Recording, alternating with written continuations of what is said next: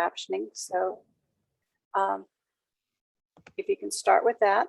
But this afternoon, I have the privilege of introducing an experienced educator, volunteer coordinator, and public speaker, Christine Brin.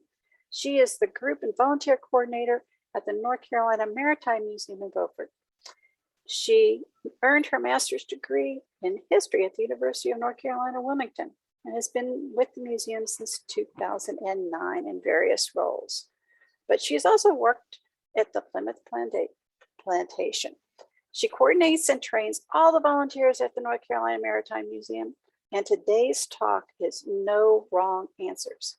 And I'll give it to you now, Christine. You're still. Okay, there we go. All right, thank you. I feel like that's the big joke is how many times can we say you're still muted in a presentation?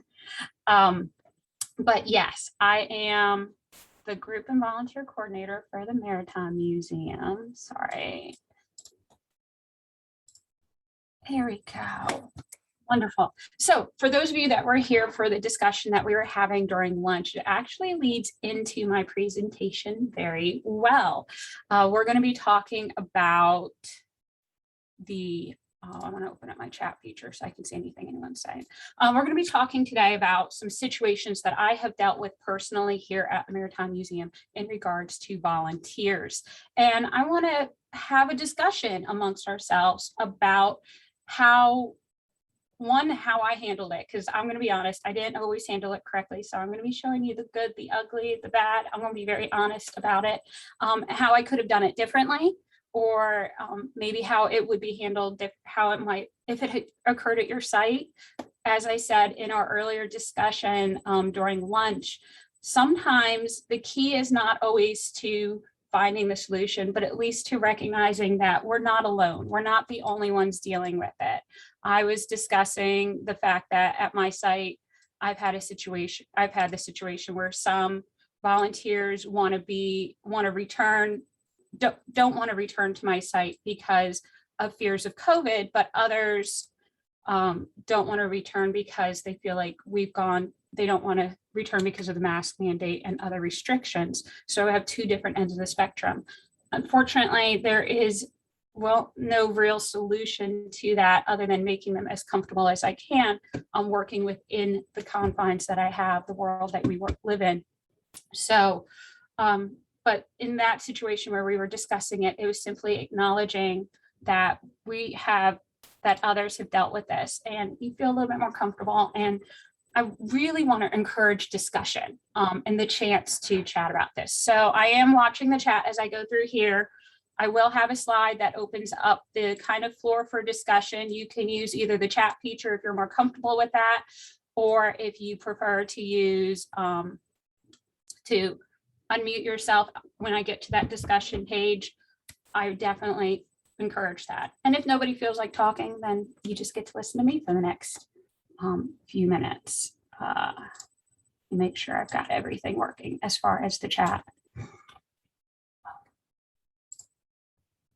So I called my presentation No Wrong Answers because I did want to encourage this to be encourage it to be more of a safe discussion in that we're willing to entertain all answers. Obviously, there are some that are wrong. We're not going to be doing any physical harm to any of the volunteers, but I also want to acknowledge volunteers are very special people. They come out, they support our sites. We're all here because we love them. They do great things for us. Most of our sites I know mine personally couldn't function without them.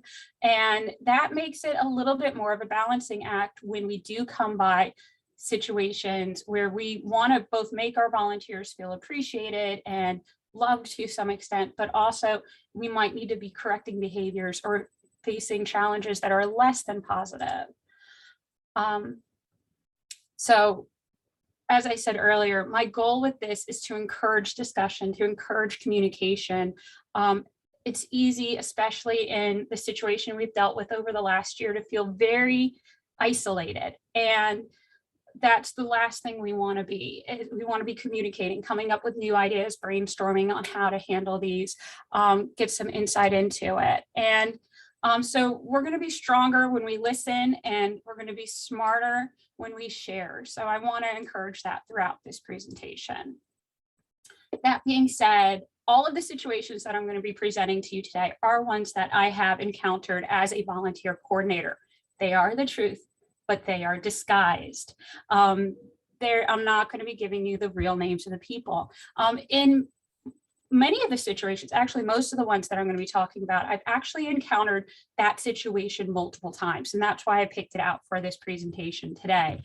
So even if that actual person were to watch this presentation, they probably wouldn't recognize it as themselves, because often those situations that I'm going to present to you are going to be a conglomeration of 2 or 3 volunteers where it happened. And you'll see that as we go along. What I'll do, the layout of it is I'll present you with the situation. I'll present you with how I handled it for good or bad. And then I'll have a slide to open it up to discussion and see if anybody critique me on how I handled it, give me an alternative for how we could have handled it, or if it's happened to you, tell me your story about it. So, so we're going to skip ahead because I already kind of covered a lot of this and forgot my own slide presentation. So the first situation I want to discuss is Ava. Ava was a young volunteer here at the museum. She was a great young lady. She worked at our information desk. Her parents had, she was a high school girl. Her parents had encouraged her to be on the front desk because they wanted her to kind of branch out and learn how to work with the public and such. And she was coming in, and we started having a problem with her, which is a fairly typical problem. Most of you will recognize right off the bat, where while sitting at the front desk, she would become very absorbed in her phone, just focused on that and not on the public that were walking around. And I was also having a situation where she would put earbuds into her ears, and it was becoming a challenge in that I would go out and I would communicate with her that this was not an acceptable behavior at the front desk, because it can be a kind of a bar on communication with the visitors. Because even if she would tell me, oh, I can hear them, that's fine, the visitor does not feel like you're communicating and listening when you have those earbuds in. And it became more and more of a situation in that she started to purposely arrange her hair in a way so that I could not tell she had the earbuds in. The challenge with this situation that came up was I later learned, as I was trying to encourage her to leave these earbuds behind, that she was working with Asperger's. So these social situations were obviously going to make her, in her situation, very uncomfortable. And these earbuds were a comfort item for her. Most of the time, she was not actually playing anything through those earbuds or minimal music. And so I got to a point where, once again, I had to kind of balance where her responsibility at the front desk was to interact with the public and to answer questions and such. But she felt most comfortable with the earbuds, which made the public a little more uncomfortable interacting with her. So this was the challenge that I was presented with here, was I wanted Ava to feel comfortable at the front desk, but I also wanted the visitors to feel comfortable coming to the museum, because obviously they'd be unaware of this whole outlying situation. I was fortunate enough that I had another volunteer that was volunteering on the same day that had been with me for a long period of time. And she ended up, I was able to partner her with Ava, and they bonded fairly quickly. And she was able to start to help Ava come out of her social kind of shell and leave the earbuds behind in a way, because this other volunteer became more of a comfort item in a way, but also was able to encourage her socially. If you're familiar with working with people with Asperger's or volunteers with Asperger's, often there is a topic that they love to talk about. And in the case of Ava, it was video games, and it's a specific set of video games that this volunteer actually went above and beyond, and she won Volunteer of the Year, by the way. She went above and beyond, and even though she had no knowledge of computer games or video games, went out and learned this game and actually started playing it so that she could better communicate with Ava and help branch her out more into the museum. So it resolved itself, it worked out very well because Ava became much more comfortable at the front desk, having this person there to help her. And she was able to leave those earbuds behind. But I recognize that I was very fortunate to have a volunteer that was willing to go that extra step and help Ava become more comfortable. So as I mentioned, I definitely want to open this up to discussion on how else could I have made Ava more comfortable? What could I have done to maybe communicate to her that the earbuds, should I have just let her have the earbuds? And has anybody else dealt with a similar situation? If anybody would like to chime in. Nothing. Well, this is Albert. I really want somebody else to say something besides me because I'm doing a lot of talking today. But, we do often have a challenge with folks either just being on their phones instead of paying as much attention as we'd want to our guests. And that's for both staff and volunteers, to be completely honest with you. And so it's a real challenge because, when our guests come in, their expectation is you're there to serve them, right? I mean, that is our purpose. It's to greet them, to welcome them, to serve their needs because they're coming into a place they don't know what to do, where they're going, what's next. And those earbuds or that phone become a barrier. They do. Yes. Oh, Sarah's got her hand up. This is Sarah Safley with the Museum of Natural Sciences. I was thinking about other comfort objects that might be more appropriate for the front desk, like if there's any fidgets that she likes to use, or if there's an object that she could bring and kind of like have sitting on top of the desk, but kind of tucked away for comfort, something that would be just anything other than the earbuds, but might still bring her that comfort. And then the other thing is, like, it sounds like the parents kind of decided on this placement for her. Yeah, that right? was another challenge to this specific situation, was that she was not entirely comfortable and there was the parents kind of pushing her into this situation. Right. So I like, that's a delicate situation, obviously, with like the parents involved too. But my other thought was, like, is there a different placement where she might get to work on those social skills, but it's a little less stressful to her than the front desk? Like, like our museum, we've got carts. If it's something where she has like a good knowledge base and she can talk about that because she's interested in it. I know that for a lot of people, that's so much easier than like just the front desk where someone will just talk to you about anything, And it's interesting you mentioned that, because she had started on our carts, our interactive carts. She had actually developed her own because she had an extensive knowledge on bladed weapons. So she had a sword collection, and we would allow her to interpret it as far as a maritime point of view goes with it. And this was kind of what her parents felt was like the next step, was to move away from those carts. But yes. Also, Christine, this is Cindy Bogan, also at the Museum of Natural Sciences. We've had in some areas of the museum where we've had volunteers that just are attached to the phone and ignore all the guests in spite of them coming in and wanting to interact. We've got a list of responsibilities that an agreement, kind of a volunteer agreement, that we ask the volunteer to sign in certain areas, that this is their responsibilities, this is the area's responsibilities, and that everybody agrees to it. And that has helped in some situations. I don't think it's necessarily the right answer for this situation, but it definitely has helped with some of our other volunteers that were connected to the phone very badly. This is Mary Ellen. I'm thinking about my nephew who has Asperger's, and I have a nephew who has autism. And I noticed that they do real well on Zoom. I have a huge family. I have 7 siblings, and we do birthday Zooms.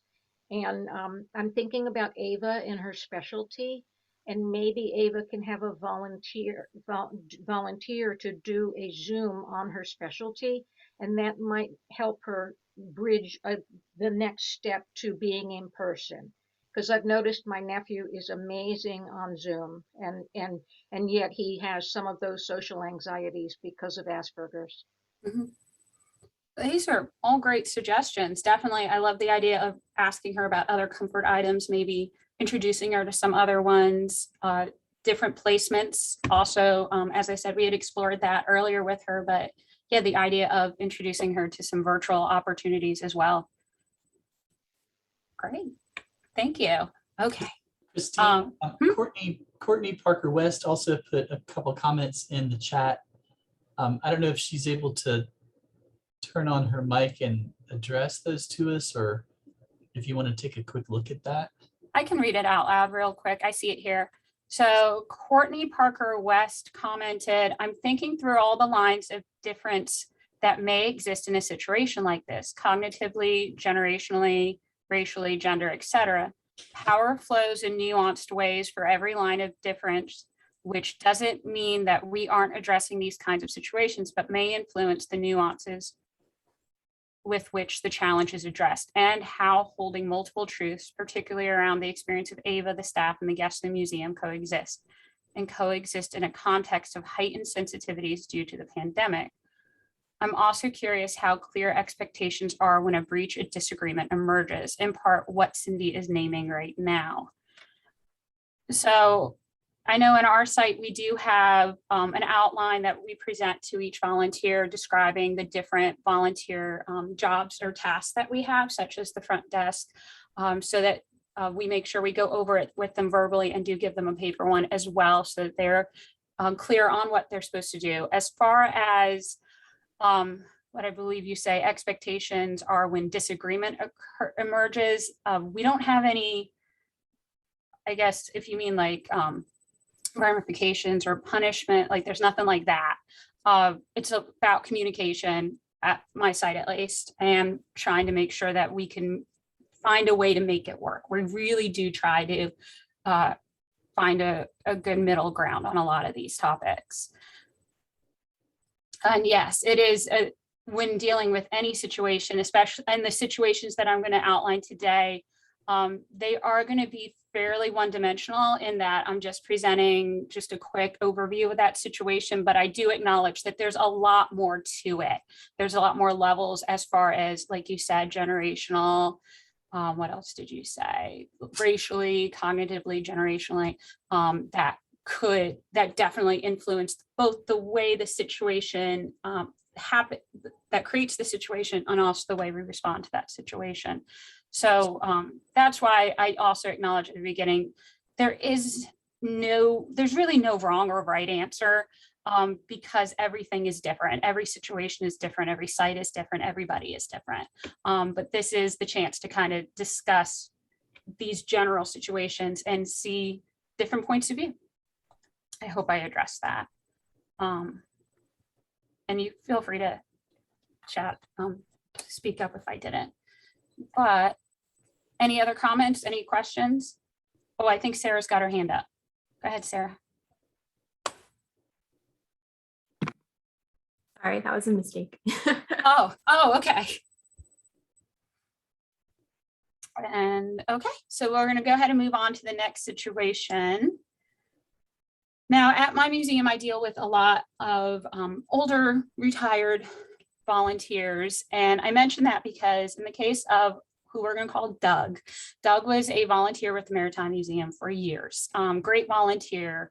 And he also worked at our front desk. Most of these volunteers actually come from my front desk experience. Doug worked great with the public, but as the years went on, we came by a situation where Doug started to lose his hearing. And it got harder and harder for him to interact with the public. And he did get a hearing aid ultimately, but hated wearing it.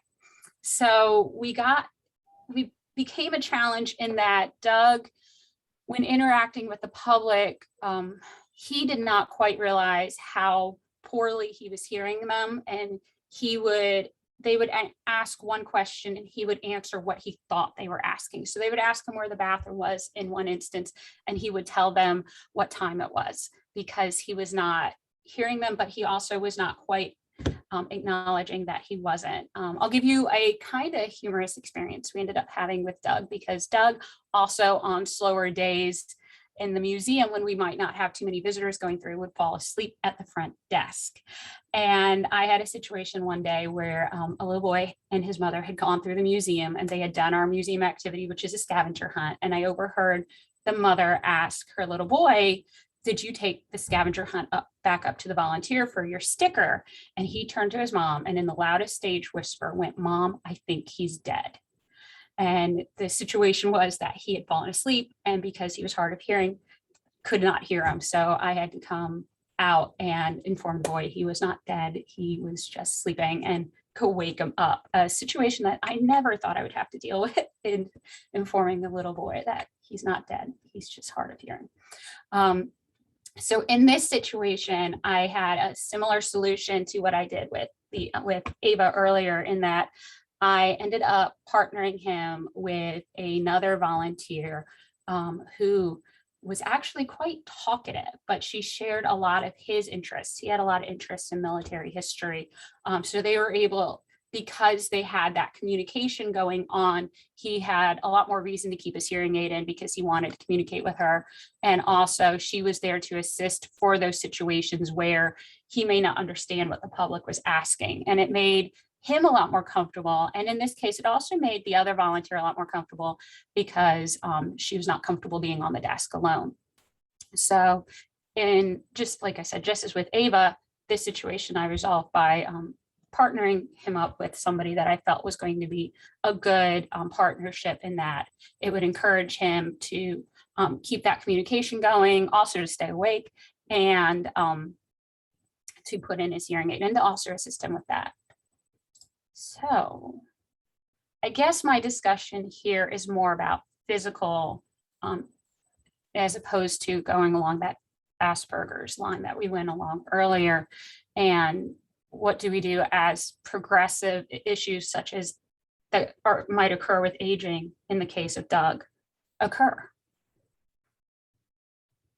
Has anybody else had to deal with a volunteer that has lost their hearing and may not quite acknowledge it?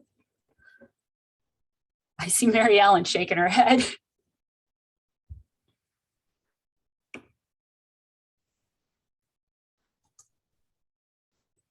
It's been rough, Christine.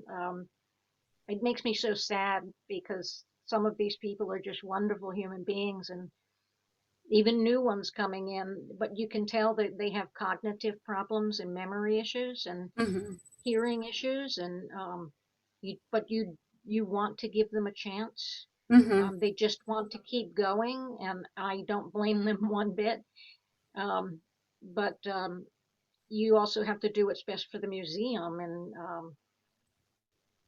sometimes the hearing and the cognitive issues go hand in hand, because if you don't wear your hearing aid, you can have cognitive issues begin. So it's been very challenging for me, and I haven't solved it. We had a gentleman who had been in our paleo section, and a lot of their work is very detailed, getting the specimens out of their plaster jackets. And as he got older, his hands were not as steady. And so he was not cleaning the specimens as well. And he had a disagreement with his supervisor, actually, and decided he wasn't going to come back. And I kept on trying to find other areas for him to go to. And I tried to suggest other areas that would, that he wouldn't need such detailed,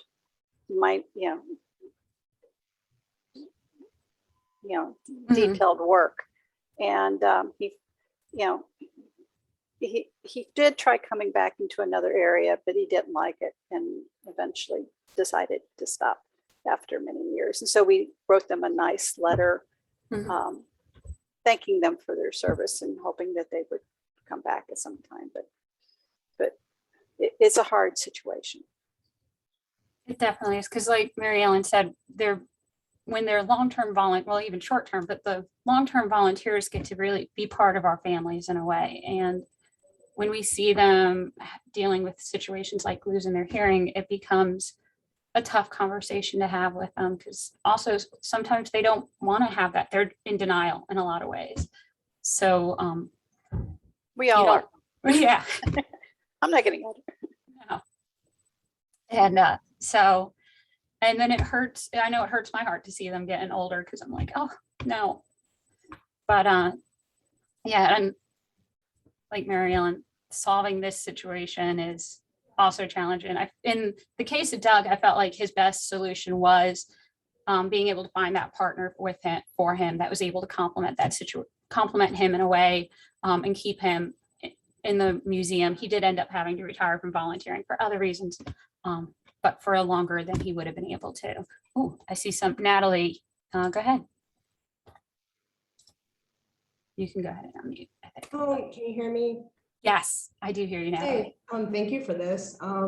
This is something I've been struggling with a lot in the last year, given the mask, and making it a lot more hard to hear for people who are hard of hearing. I myself personally am half deaf, so I identify as being disabled hard of hearing. So on the other end, not being a traditional older person, I am 29 years old. And navigating this last year has been extremely hard. So I've been trying to figure out ways to make it easier for my visitors, myself, and my docents who are hard of hearing as well. I work at the state capitol, so we get a lot of echo noises and background noises. Yeah. And that is extremely difficult. You can, like a bird could be on top of a rotunda and you'll hear that louder than you actually hear a person talking in front of me.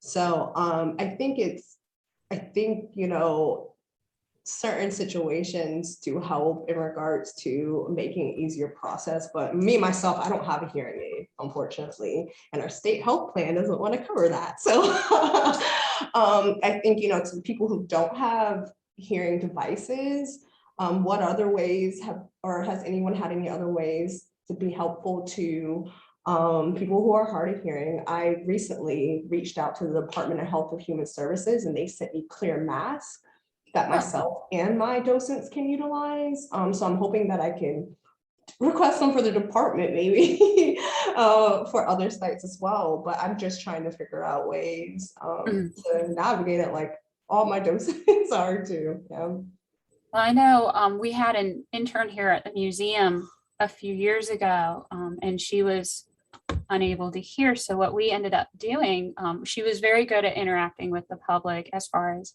lip reading and kind of anticipating what questions, but we started bringing in visual cues. So sensors that would light up in her at the desk to alert her to the fact that somebody had approached the desk in case she didn't hear it. Oh, wow. I made a sign. Oh, go ahead. No, I'm sorry, go ahead. I had it. Go ahead. I think you're good, Mary Ellen. Go ahead. Okay. I have a volunteer that's has hearing impairments, and when the plexiglass went up, that it got worse, and with the mask on, it's worse as well. But there's not a huge amount of things that you have to say when a visitor comes in our museum, because it's not a massive museum. But you can, I made a little sign with a stick, and I wrote down, you know, just the very general thing that you can say so the people know where to go, know where the restroom is, with little arrows. And she felt so happy that she could hold up this little sign, and, you know, they'd know where the main museum is, where the restroom is, where the film is. And it just made everyone feel good. And that worked for a while. Wonderful. Okay, we're going to go ahead and move on, because this is going to kind of lead into the next situation as well. And I feel like this discussion has been kind of a good base for what we're going to see in the next situation. Oh, sorry, I skipped ahead in my own head. Amy is a different situation. This one is a little bit more lighthearted, but Amy is a great volunteer. She still volunteers with me, actually. And I was surprised, actually, that she continued to volunteer with me, because Amy is a very outgoing woman, loves to talk to the public, actually volunteers at a few different sites in the area, is always promoting, cross-promoting, which is great as well. Love having her. The challenge that I ended up having with Amy is that she didn't always get her information correct. I came by the challenge on multiple occasions where the information she was presenting was not just kind of incorrect. She, on one occasion, informed visitors that a site was open to the public that had never been open to the public, and gave them the complete address.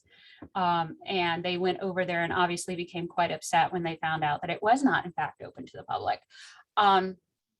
I also had a situation happen where she had misrepresented what I was saying to another site, which actually caused a bit of a situation between our site and that site, until I was able to communicate with them and figure out where the miscommunication had happened. I try not to have very confrontational experiences with the volunteers, because we love them. We want them to feel comfortable. But in this situation, I did have to sit her down and explain to her that she had jeopardized that nice relationship I had with another site by incorrectly quoting me. I say she misrepresented. She completely incorrectly quoted me, and that she was leading volunteers to the wrong site. And she became quite upset by these corrections. She didn't care for them. And ultimately, she did leave for a short period of time, and then chose to come back because she appreciated the fact that I had been open and honest with her. We had like that discussion, though uncomfortable, was very respectful. And we discussed how we could overcome this, this incorrect information. And she communicated to me that it would be, for her, she would be a lot more comfortable receiving information both verbally and in writing. I had previously been emailing it to the volunteers when it would come out, but she informed me that she needed it in both situations. And then after that, she was actually a lot more careful with what she said, and she's actually become one of my kind of gold star volunteers, is what I like to call them. So she has been with us for quite a while now. And so interested to hear if anybody else has had a similar situation where they've had a volunteer misrepresenting, giving out facts that may not necessarily be wrong, but may not necessarily be true, and how you may have handled it.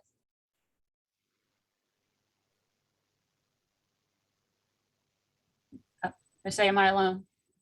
My volunteers. I used to be that volunteer. Oh. No, so I started off, so I'm from the Museum of the Albemarle. I'm actually an education assistant for the Museum of the Albemarle here in Elizabeth City. I started off as a junior docent at the age of 13. So I used to be that volunteer. And, you know, she's now the education curator here, Charlotte Patterson. She had the same discussion because it's a learning experience, right? From the volunteer's point of view, to kind of learn your area of expertise, and try and figure out, you know, what you should and should not be saying to the public in general. And it was very much, I think I was giving incorrect information about probably something in the gallery upstairs when I was maybe 14 years old. And it was very much just having that discussion and sitting down. And now I've probably had to do the same with somebody younger and one of our junior docents as well. Kind of just been like, hey, you know, let's sit down and talk before you kind of lead somebody astray. And that's fine. And they're usually very relaxed and chill about it because, you know, they're young like I was. And it's like, I've done the same thing. I've been in your shoes. And that's very helpful, is to be able to relate to them in that way and say, you're not doing anything I didn't do, but. Exactly. Looks like Michael Lewis has his hand up. Okay, Michael, go ahead. Yes. Hello, everyone. My name is Michael. I'm from the Museum of Natural Sciences. And this particular instance, I was working in one of the exhibits, which is our hands-on collection. So visitors were able to come through and touch and handle all sorts of like taxidermied specimens and stuff.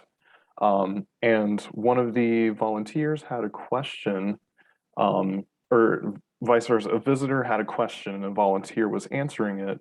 And I happened to overhear that they were giving wrong information about this specimen. I mean, it was something trivial. I don't remember what it was, but it wasn't like, oh yeah, go handle this snake. So it wasn't anything that would put someone in danger.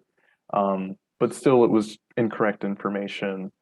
And so what I did was kind of chime in, and it's like, hey, that's actually a misconception, and here's the correct information. And then later corrected the volunteer, so that way it wasn't, the visitor wasn't walking away with incorrect information, and the volunteer didn't feel like, I was saying like, no, you're wrong. It was like, no, this is more of a common misconception. And then later told them and kind of reiterated that it's okay to say you don't know and go through that journey of doing research with the visitor. Oftentimes they greatly appreciate when you take that time to be really personal with them and say, I don't know, but let's find out together. And so, that is one of those things that has helped. And I try to model that for other people as well. Be like, I don't know that answer, but maybe I can point to someone who does know, or we can do that research together. And I think that I agree with you. That's an important thing. A lesson for anybody working with the public to learn is to be comfortable saying, I don't know. Because it's easy to feel like you should be the authority and to not make up facts, but not give the most correct information because you're afraid to say, I don't know. And I know that's just something that, like I said, anybody that works with the public, myself included, had to learn to be comfortable with. And I've talked to the volunteers about too. And in her situation, she's become a lot more comfortable with that phrase as well. Okay, I did have two more situations, but I think we have just enough time for one more. And yes, so I want to tell you about Elsa. Elsa is going to be a kind of heavy discussion. Elsa was one of the first volunteers I ever recruited, and so she holds a special place in my heart. She was great with the public. She worked on our front desk, but she also helped with special events around the museum. She was extremely involved. She was just like one of our heavy lifters, hence the picture. As time, and we touched on this a little bit earlier, the same with as time went on, we started to notice a difference in Elsa's personality, and her ability to kind of follow conversations, to answer questions. And it became very obvious to us as time went on that there was something, extenuating circumstances going on. I by no means can say that somebody has Alzheimer's or dementia,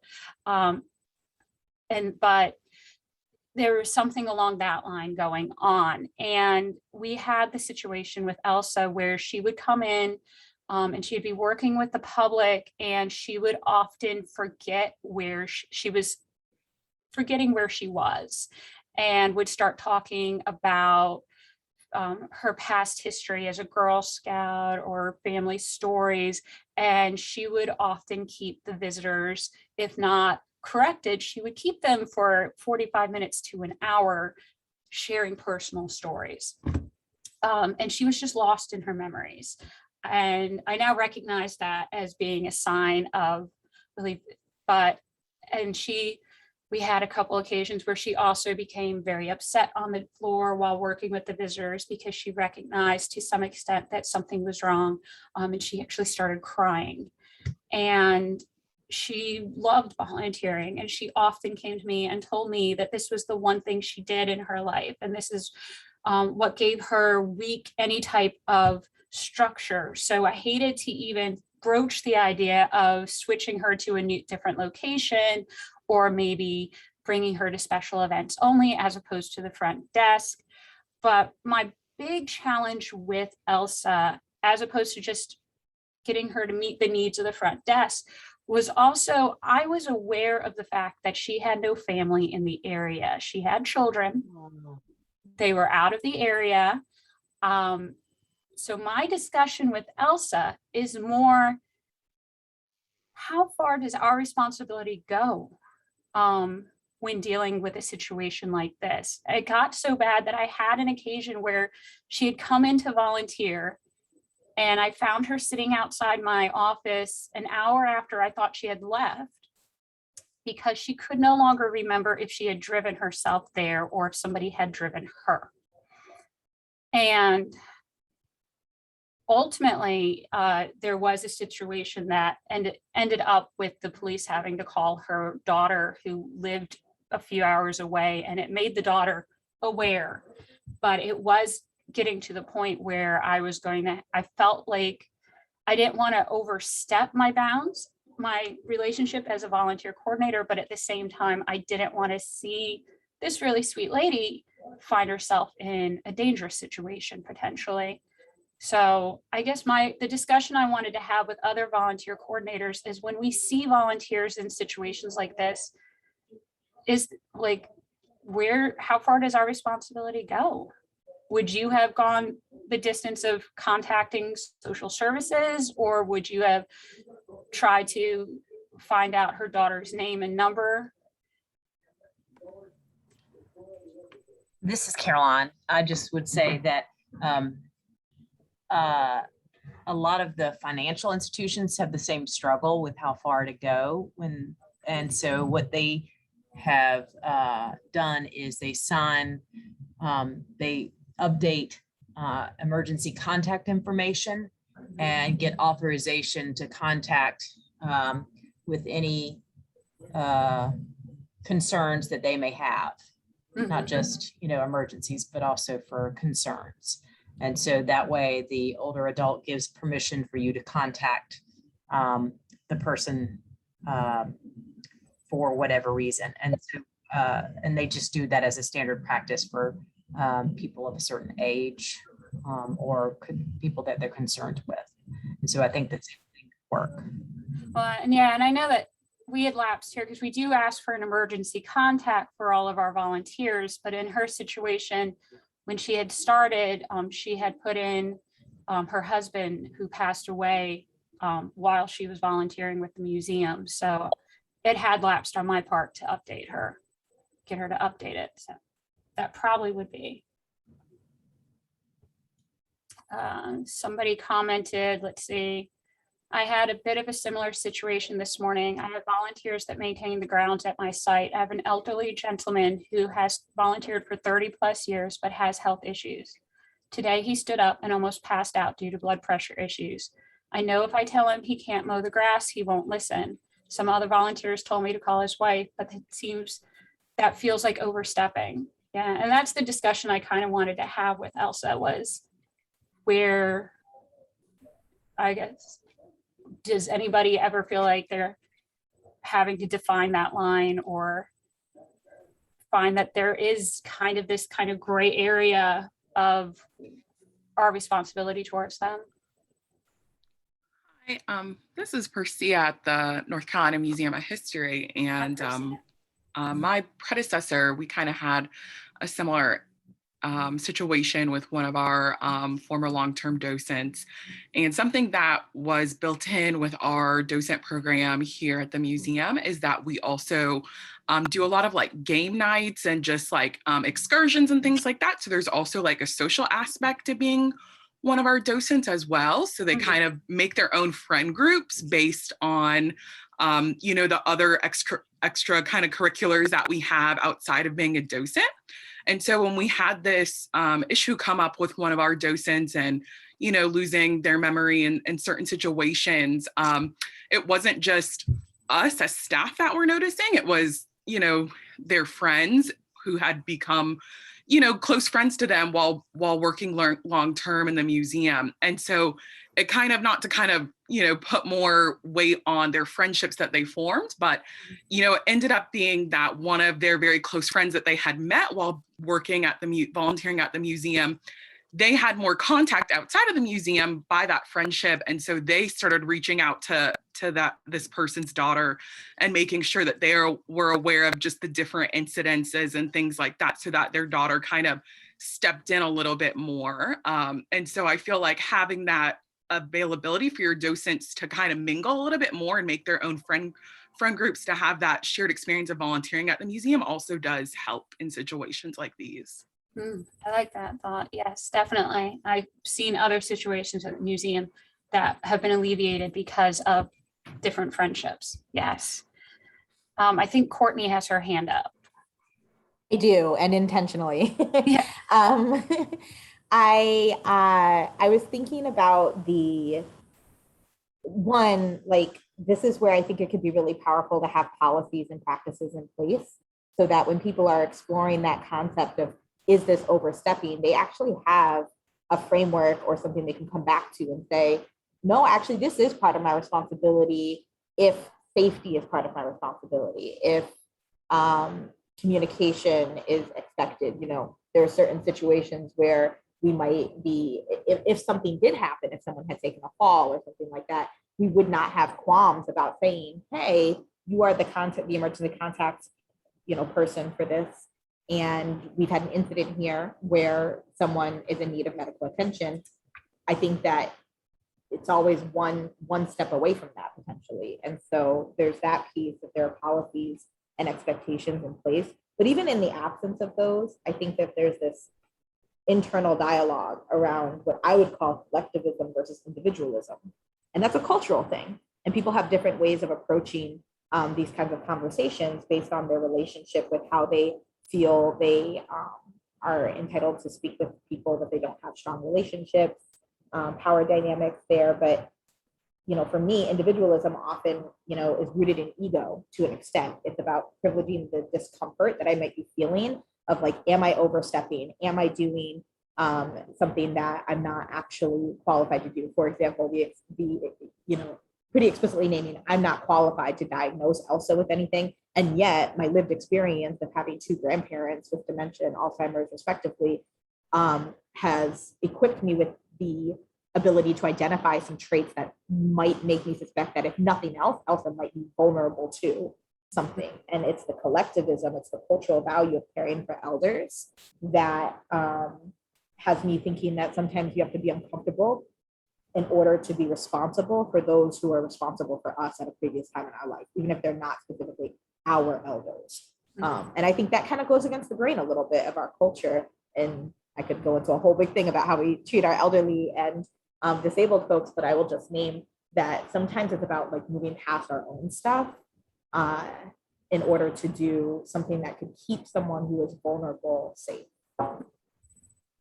Yeah, and I think, I definitely, in this situation, needed to come out of my comfort zone. And these are some great suggestions. I love it. Okay, I think I did have one more situation, but I think we're out of time. So the big, am I right, Cindy? Yes, Yeah. we have a few more minutes, if people could break before the 2:00 starts. So if you want to wind it up. My big thing that I wanted everyone to come away from this is the importance of discussion. The fact that a lot of these experiences that we have are shared experiences. We're not isolated. They're not going to be identical at every site. But I think that having a dialogue with other volunteer coordinators, other volunteers, other people and that might be dealing with these situations is very important, because we are all going to approach them from different directions. We're all going to come up with different ideas. And I think it's really great. There was the suggestion at lunch about doing a kind of coffee break of sorts, coffee talk virtually amongst volunteer coordinators, where we could discuss situations like COVID or masks or elderly, or and the chance to either vent and just have a shared experience or come up with new solutions to them. So I think that's very important. I think we have like maybe another minute if anybody had any final thoughts they wanted to add.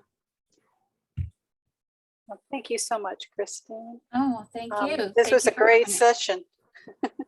If we have just a minute, I just was just thinking that like from the beginning of when I recruit new volunteers, I try to emphasize that volunteering, at least for us, is all about the mutual benefits for the volunteer and our institution, and maintaining that mutual, positive relationship.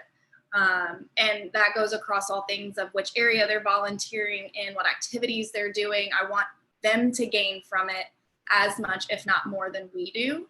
Mhm. So when situations like this come up, I try to center the discussion back on, is this still, a positive experience for you? Is it for us as a museum? And what can we do to keep that relationship positive? And we have had some situations where we've had to let volunteers go because they weren't gaining anything from us anymore, and it was doing damage to that relationship and the institution. And that sucks to have to lose a volunteer, but for the health of themselves and for our institution, we had to make that call.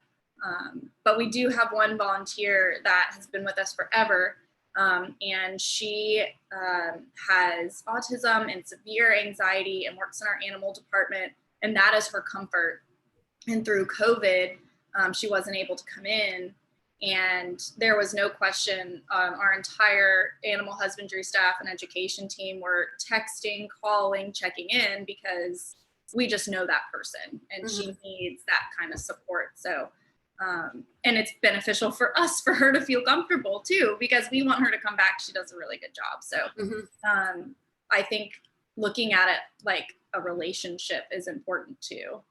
Yes, definitely. And that's why probably I'd say, kind of going back to the comment you made, losing a volunteer can be one of the hardest things, because it does become a relationship. So at either losing them in that you have to come to that agreement that your site is no longer maybe the best site for them, or when they pass away, that one's heartbreaking too. But yeah, they definitely do become a relationship. So I'll sign off. So wait, real quick. I know we're skipping ahead. There's my email address. It's right there in the bottom left. Please feel free to email me if you have any questions, comments, you want to have further discussion. I'm always open for it. This is one of my favorite volunteers right here. She was my heartbreak, because she was also the first one that, even though I work with a much older generation, to have passed away. But like I said, they're one of the best relationships that I have. So email's right there. I'll sign off so that the next person can get involved. Well, thank you, Christine. Next up, if you stay here, is what